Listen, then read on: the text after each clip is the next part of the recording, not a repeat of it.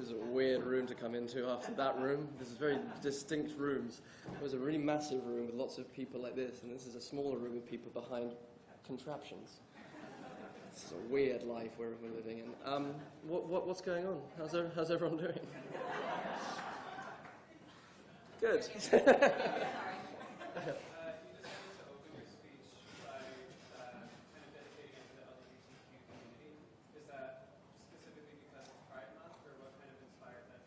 Well, the play we're telling, the play we're doing, Angels in America, is the quintessential play for the LGBTQ community. And the character that I'm playing, even though he is for everyone, he is universal, gay, straight, wherever you come from, he is us. Prior Walter is us. But he's more specially for the LGBTQ community, and everything that he represents is for the LGBTQ community. It happens to be Pride Month.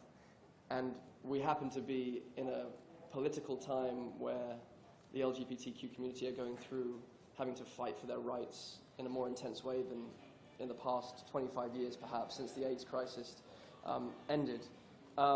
So it just felt like the only thing to talk about, really, apart from thanking people that mean something to me. It felt like, this play is for, as I say, all of us, but it's really for anyone who has felt like they don't belong, who has felt ostracized by their culture, or who have been told, indoctrinated by religion or by a society that somehow they were created wrong.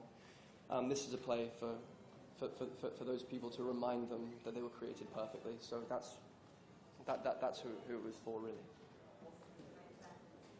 Hi. You've been with Prior now for a while, having done it in London. How has he changed you as a person? Oh my goodness! Ask me in 5 or 6 weeks, because we close, and I don't know how I've changed yet, but I'm definitely changing, and I have changed a lot.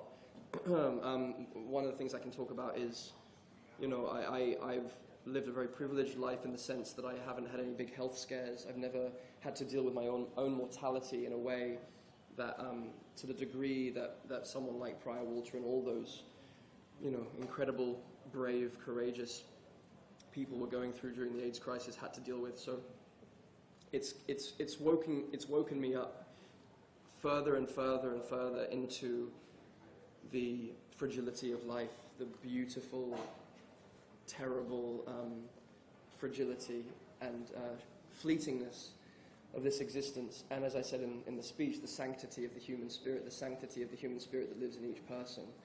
And I think if we remember that, then we'll remember that we belong here on this earth. And if we remember that, then maybe we can have a joyful time and get together in community and figure this out, because we're lost right now culturally, I believe. And I think that's why the play speaks to people in this moment in time, even though it was written during the AIDS crisis and the Reagan era.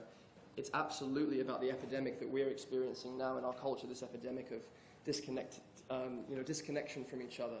Lack of connection to ourselves, and a lack of connection to genuine meaning and community through the amazing advances in these technologies. But it's an amazing thing what we get to do here with all of these incredible gifts of human invention. But there's a cost, and I think we are discovering the cost as we move on. And of course, the person in the White House right now is the antithesis of the value system of this play, and the antithesis of the value system of the theatre generally, of the arts generally. So it feels very important right now to be telling this story. Thanks. Hi. I want to go back into the auditorium and support my fellow company members and be there for them. I'm here with my dad and my mum and some close friends, so we're all gonna kiss each other and have a nice time. And then I'm gonna go back to work on Wednesday and do 8 hours of Angels in America, and I'll feel a little bit lighter. But yeah, we're still gonna go down into the depths of it. Yeah.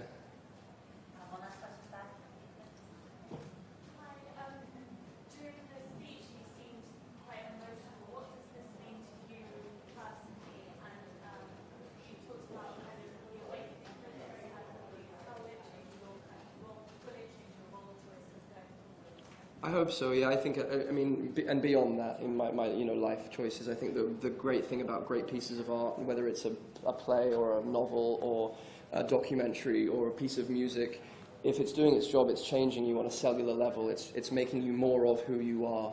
So, and there's no exception with making art, with making plays, telling stories, being a part of a play like this.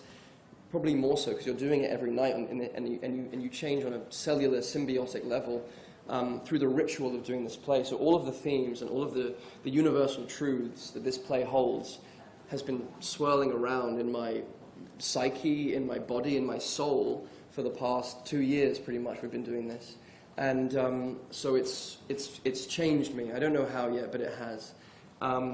And I hope it has for the better, because I think that's we're all a process. We're all a process, and we're all here to be a process and to get back to that original spark of who we are and who we came here to be. So, yeah. Thank you. Thanks so much. Okay, thanks. Thank you.